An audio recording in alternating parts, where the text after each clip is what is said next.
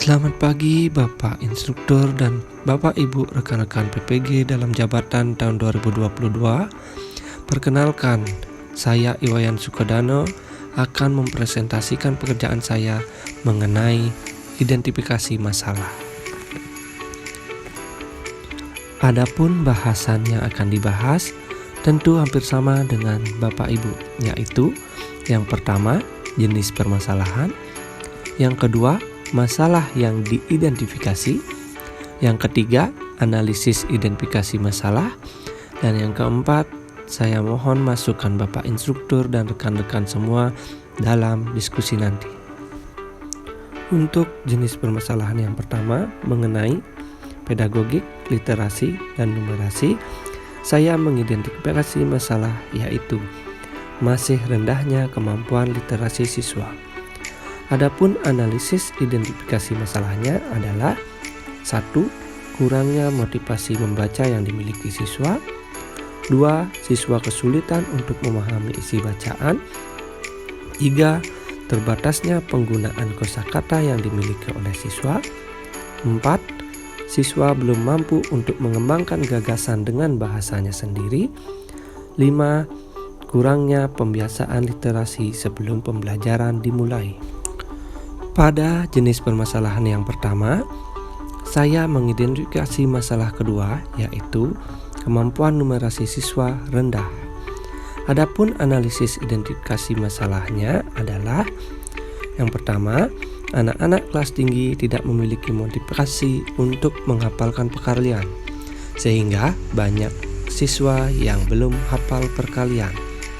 Yang kedua, beberapa siswa kelas tinggi belum menguasai konsep perkalian susun.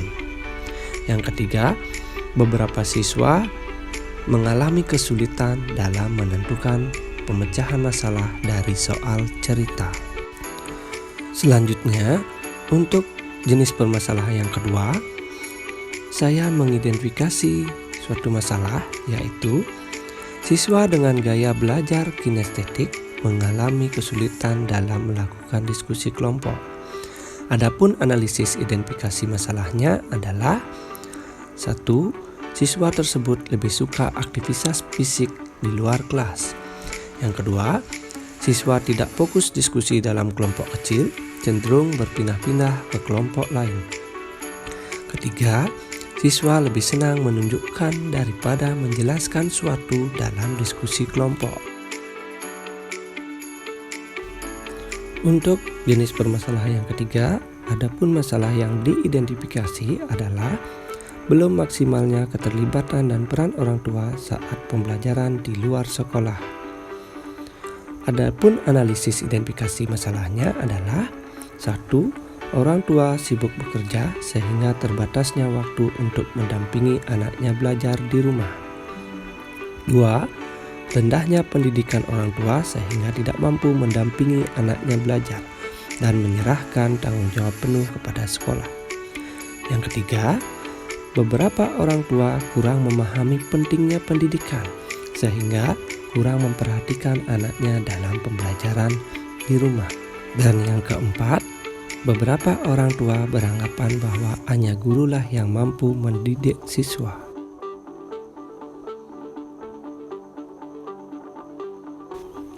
Untuk jenis permasalahan yang keempat, masalah yang diidentifikasi adalah guru belum maksimal dalam menerapkan model-model pembelajaran yang inovatif sesuai dengan karakteristik materi dan siswa. Adapun analisis identifikasi masalahnya, 1. Kurangnya kemampuan guru dalam mengaplikasikan model-model pembelajaran inovatif. 2.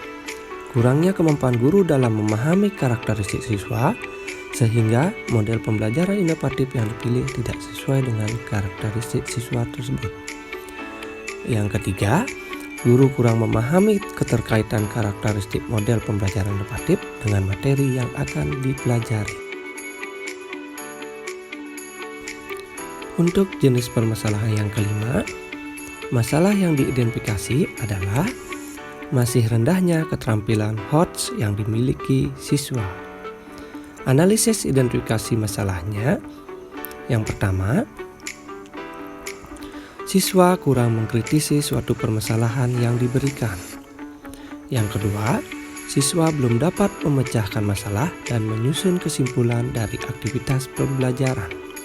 Yang ketiga, siswa belum dapat mengkoreksi jawaban dari siswa lain.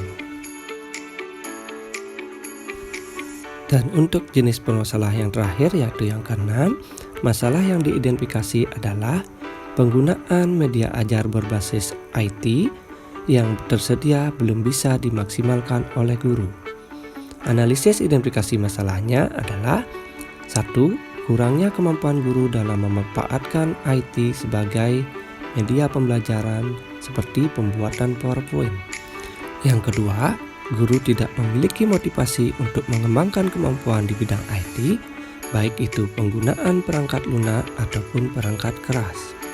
Yang ketiga, guru masih menganggap pembelajaran dengan metode ceramah masih efektif digunakan. Yang keempat, kurangnya sarana prasarana yang mendukung penggunaan media berbasis IT di dalam kelas. Demikianlah presentasi dari saya. Tentu apa yang saya paparkan masih banyak memiliki kekurangan. Untuk itu, mohon untuk Bapak, instruktur, dan rekan-rekan semua dapat memberikan masukannya. Akhir kata, saya ucapkan terima kasih dan mohon maaf.